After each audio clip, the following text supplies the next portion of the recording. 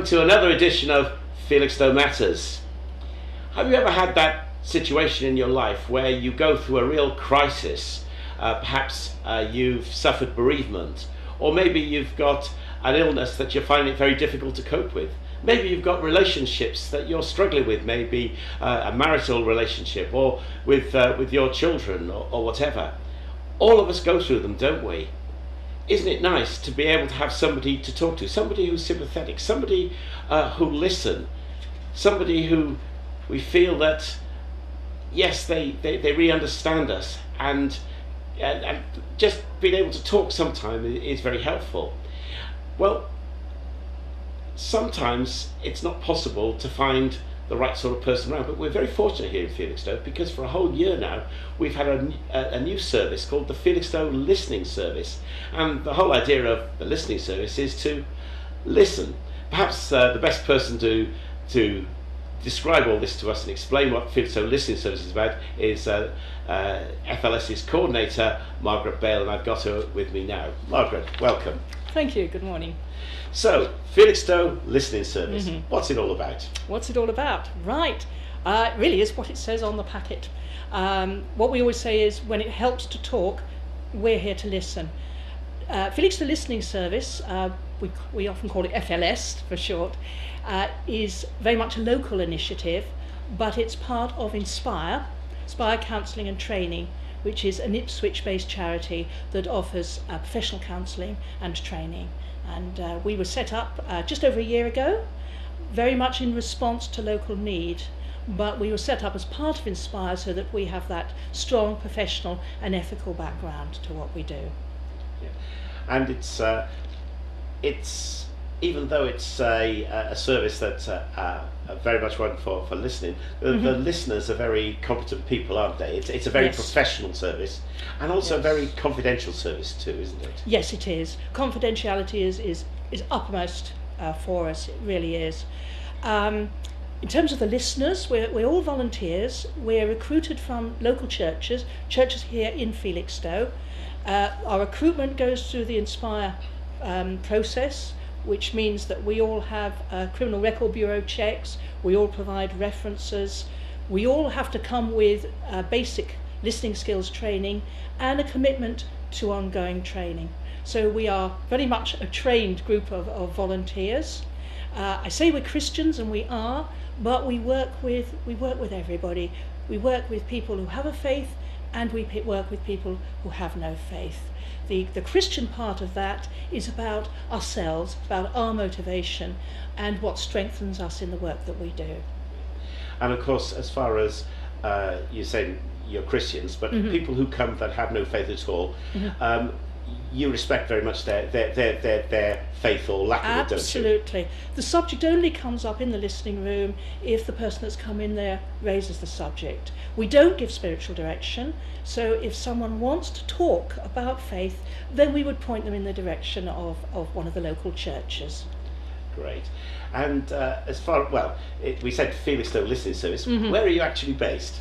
Right. At the moment, the main place that we use for our sessions is Felixstowe Library.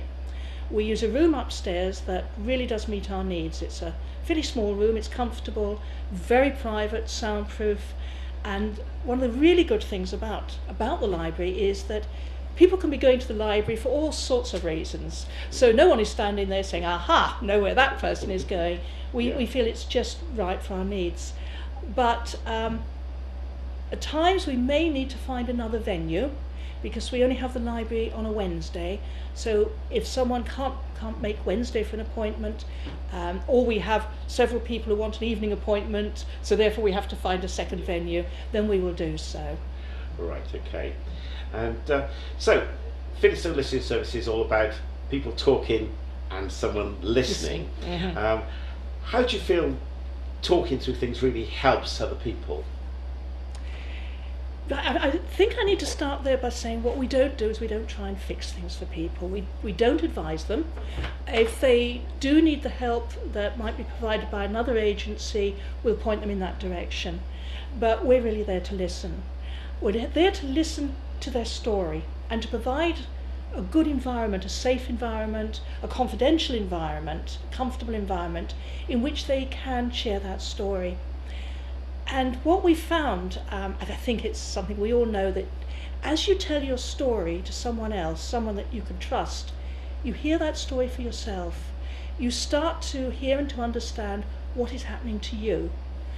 And you also start to identify what it is that you want to do, where you want to be going, and the choices, the possibilities that are there for you, and the decisions that you might have to take. So through listening to people, through supporting them in telling their story, we're helping them to see the way ahead and how to reach their full potential, reach what they want for themselves. Yes, because it's as often, isn't it? If you talk things through with somebody, you realise where the solution is yourself, just through somebody taking you through and helping you to think through just the context of what you're trying to say. It helps you get to the bottom of it yourself, rather than anybody actually helping you. The only help that the listener gives is listening. That's right. And lovely as it is to talk to our family, to talk to our friends, and we do it, and people that we work with. I think sometimes that we hold back because we know they're very busy, we don't want to worry them. We also perhaps suspect that they're going to try and fix things for us. It's human nature. We want to put things right for people, but we actually need to sort things out for ourselves for it really to happen. And also sometimes those nearest and dearest to us are the problem. Well, quite. So to talk to someone who is not in any way connected to us, someone who is not going to make judgments, who's not going to try and fix it, not going to say this is what you should be doing, but he's going to listen and care and support someone through that journey. Yes, because we were talking just before we started, and say that sometimes the worst person to actually try and help you through something is somebody who's involved in the problem themselves, because they have a perspective that's connected. And the Jeremy Kyle show is a very good example of, of people who've actually taken advice from their friends and relatives and then put it all on Facebook or something like that. Absolute disaster. Well, that brings us back to confidentiality, which is huge for us. It really is. We promise people that what they say in that room stays in that room. Our listeners only know the bare details about the person. Everything that's kept under lock and key is very, very safe. There are exceptions. If someone was to share with us something that was putting either themselves or someone else at harm, we may have to actually divulge that. And also, obviously, if it was a very serious illegal activity, but we would talk to the person about that. And normally what we would do is we would take it to the supervisor. I would take it to my supervisors. As team leader, it would be my responsibility to take it up the line to an experienced counsellor who would then advise us on what to do.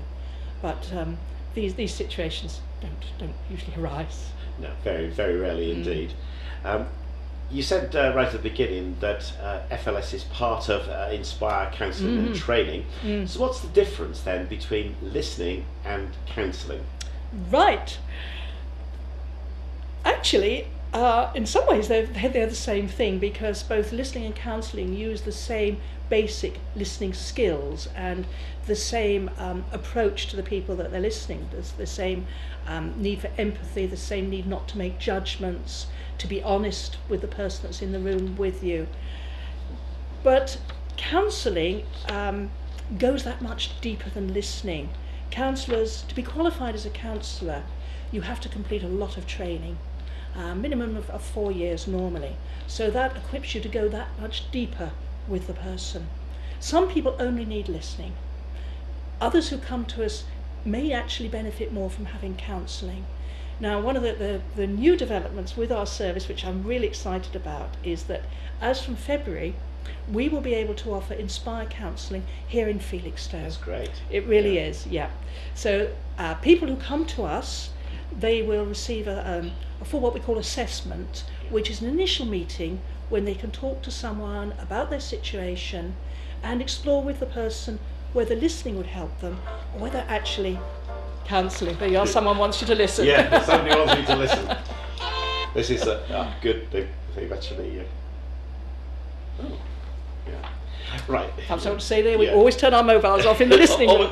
Yeah. The person that they meet with, who will be an experienced counsellor from Inspire, Yes. will discuss with them what listening is, and we'll be able to look at whether counselling might be more helpful. Yeah. We will always offer them listening whatever, so if someone says, well, no, I don't want to go for counselling, then we'll say, well, try listening. Right. If they say, yeah, I hear what you're saying, maybe counselling would be more helpful, then the person doing this initial interview will be able to arrange that for them, either here in Felixstowe, which is great, or in Ipswich, but with an Inspire counsellor.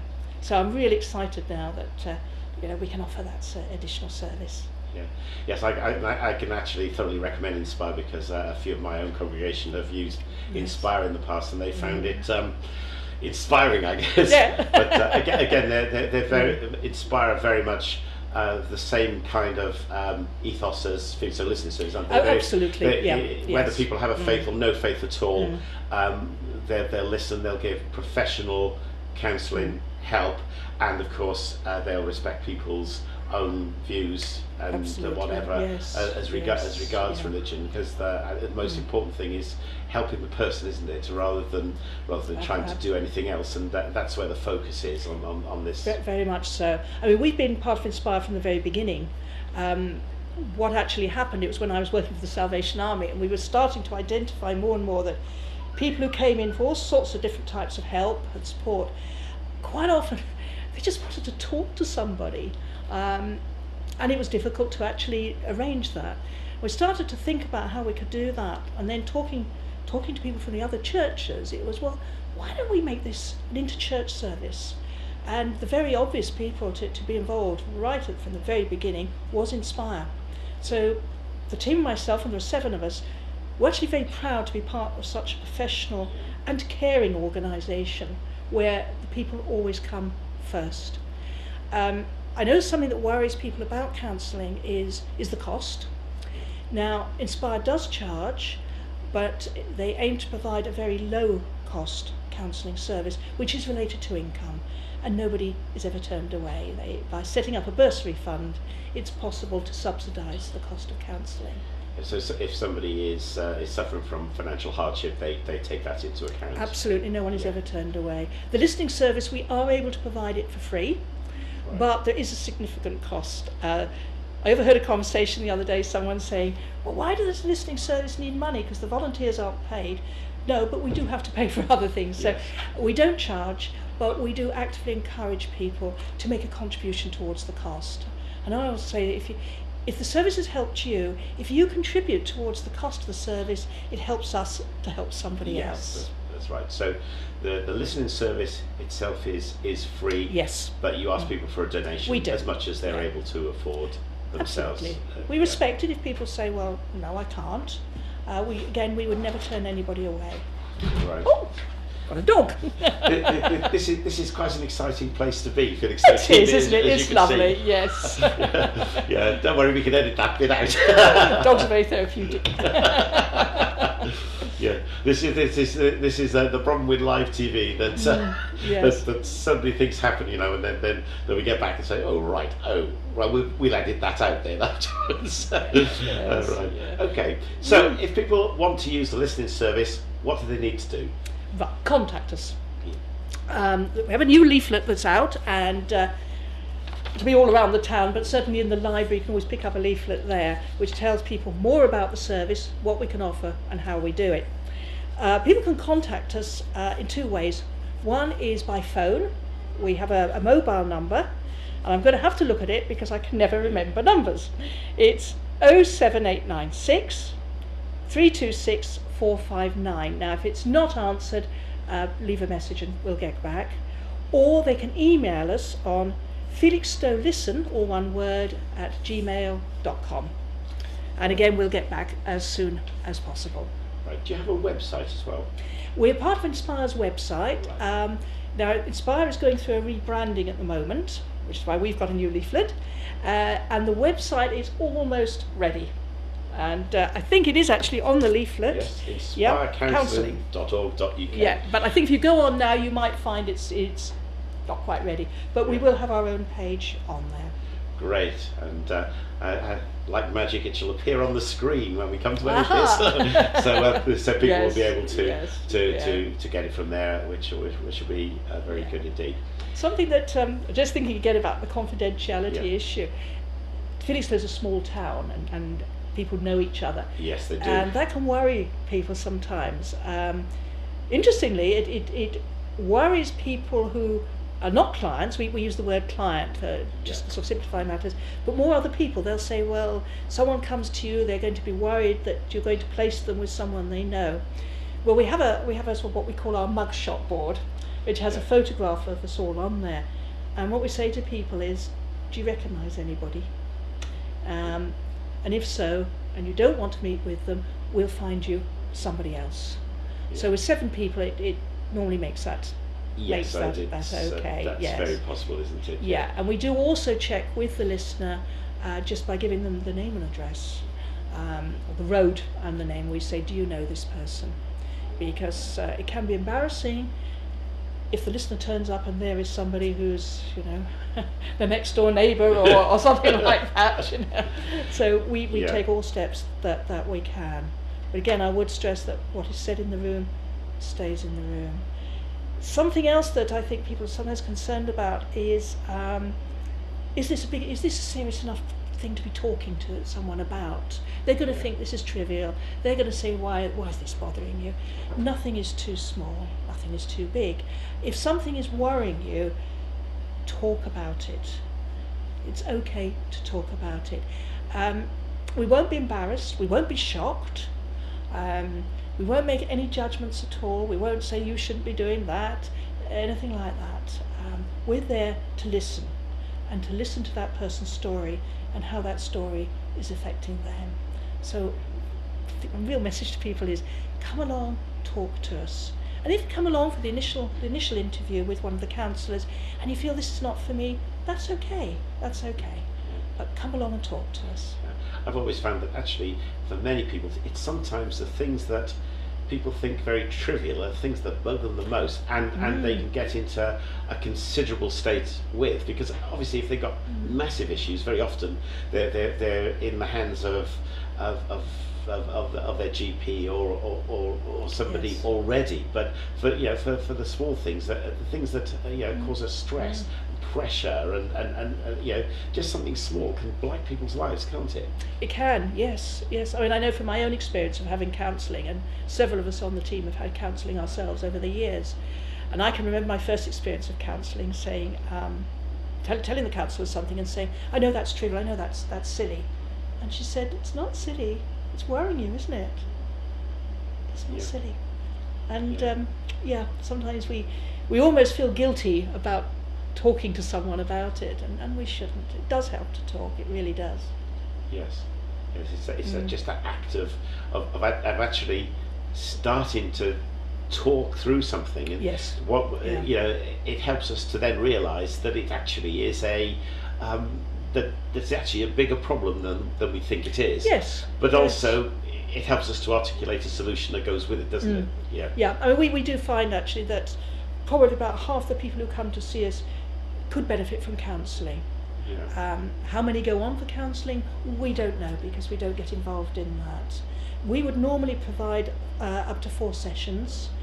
This is based on the theory that, and a very true one, that if somebody needs more than 4, the likelihood is that they actually need counselling. Yes. Yeah. Or they need to start thinking about how they're going to move forward. So although we sometimes do go beyond 4, we would normally say 4 as a maximum. Some people only need 1.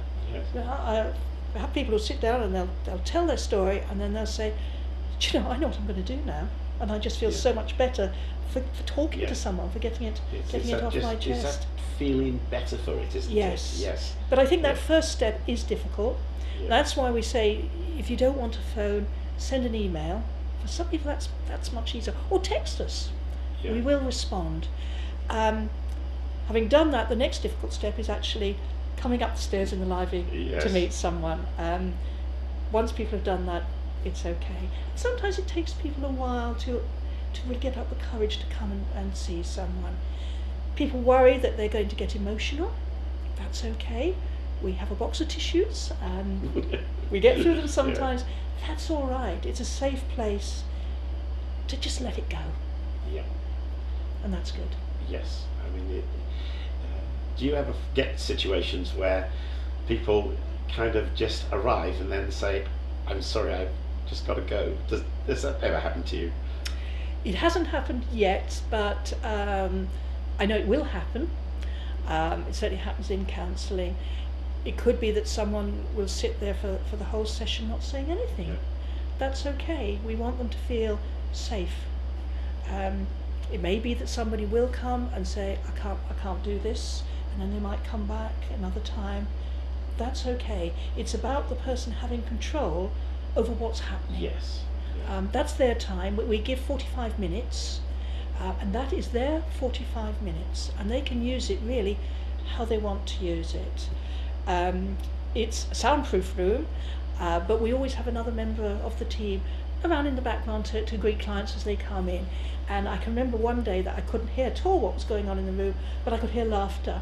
And the client was just having a really good laugh about what was happening in their life, and that was okay too. Yeah, because I guess have you had situations where people actually do come because they want to talk to somebody about something that's happened positively in their life, and they just have to tell somebody? We've not had anyone come with that as the initial reason they've come, but it's always so thrilling when in someone talking to us, they identify something really good, and often it's about a relationship. They'll be talking about a difficult situation, and then they'll refer to someone who has been so supportive, and that is lovely. And obviously we don't talk about individual clients, but I remember a client who was going through a very difficult time, but was able to talk about a family member who had been so loving and supporting. And I was very, very moved by that. I thought, that's lovely that you're sharing that. Yes.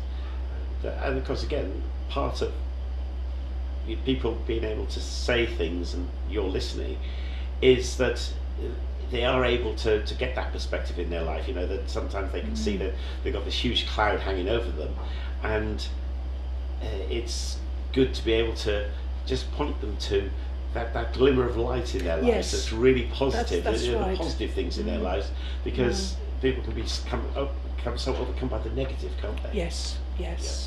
And you can see this sometimes with people quite often, that suddenly there's a light, suddenly they're seeing a glimmer. And sometimes it is only that little glimmer of light, but they're seeing it, and you can almost feel that the burden lightening for them coming off the shoulders. Yeah. We also see how people will change from one session to another, that somebody may come in the first session very withdrawn, very anxious, very tearful perhaps, head down, and the next time they come you see they're walking with the head held a little higher, and they're able to talk more, because the first session has for them been a time when they felt accepted, they felt that it's okay to be them, it's okay to have the story that they have, and when they come again there's a feeling of confidence starting to come, and that's very exciting, very rewarding. I can imagine it is. It is. Yeah. So at the moment you've got 7 people who've been trained up for 7 this. of us, yes. Do you have any more people sort of in the pipeline, so to speak? Right, well, we have to be careful not to have such a large team that we're queuing for clients. And the first year was about establishing the service. This second year is about promoting it more widely, because we know there are people out there and it's getting the message across. But we have to be careful that we don't have so many team members that they're feeling frustrated that they can't be used. Yes, that's right. 7 is about right. For myself as the team leader, I will be moving across to doing some of the counselling as a student counsellor. I'm doing my counselling diploma at present. So I'll be taking some of the counselling clients, which really will leave 6 to do the listening. We're all women, and we would like to have a male listener as well. Some people do prefer to talk to a man. Interestingly, most men seem to prefer to talk to a woman. Oh, that's interesting. Yeah, yes. Don't know what research has been done on that. So far we have not had anybody ask, could they see a man? I'm sure that will happen. So it would be good to have a male listener. But we are very tight on the recruitment issues. We will only have people who are committed Christians who belong to a local church, because the team is a Christian team. They must be recommended by a church leader, they must provide references, and they must be Criminal Record Bureau checked to work with vulnerable adults. And they have an interview at Inspire, so it's quite a process, and it's the right process. Because it's also getting the right person in terms of personality as well. It is. Somebody who's welcoming, who's friendly, who puts people at their ease. And not everybody can do that, can they? No, they can't.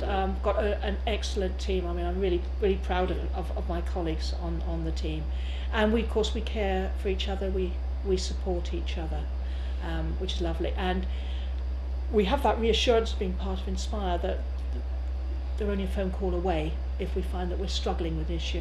But we have regular supervision. I supervise the team, and then I have a professional counsellor supervisor supervising me. And we also have the counselling team manager from Inspire, who regularly chats to members of the team, and if they have issues, we'll talk to them one-to-one. So we've got all the right things in Yes, because that again is really important, isn't it? If you're hearing some really difficult stuff of people, it's important to in order to help anybody else, or to not take it out of the room yourself. And and you never know what issues people are going to bring to listening. We've only just introduced having a counselling team manager or another experienced counsellor come to all our assessment interviews.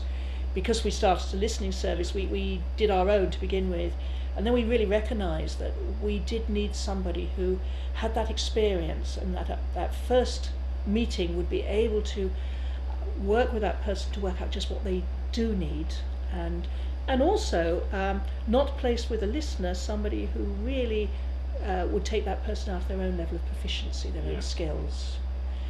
When we recruit, we also say to the listeners, okay, you've got the basic skills, but you need to have a commitment to ongoing training. So over the last year, there's been quite a bit of training going on, and will be. We put, in our budget, we put a considerable amount aside to be able to provide training for the team. And we open that training up too sometimes. In February, we've got a training session. We've got an awareness workshop on eating disorders. Right. And we've opened that up for others who would like to come along and have that training as well. Immensely useful, I know, to many people. Yes. And we're able to do it because the trainer is giving her time for free, her skills for free. We're able to do it for just £5 for the session, which is fantastic. Which is pretty good. Yeah. But training is expensive, but it's an investment in the team. It's really important. It's not just a case of people have got to feel confident in coming to you. They know that the person that's listening to them will really understand where they're from. That's but it's important from the listener's point of view to feel that they're competent to deal with anybody who comes through the door wanting help, to be able to do it sympathetically and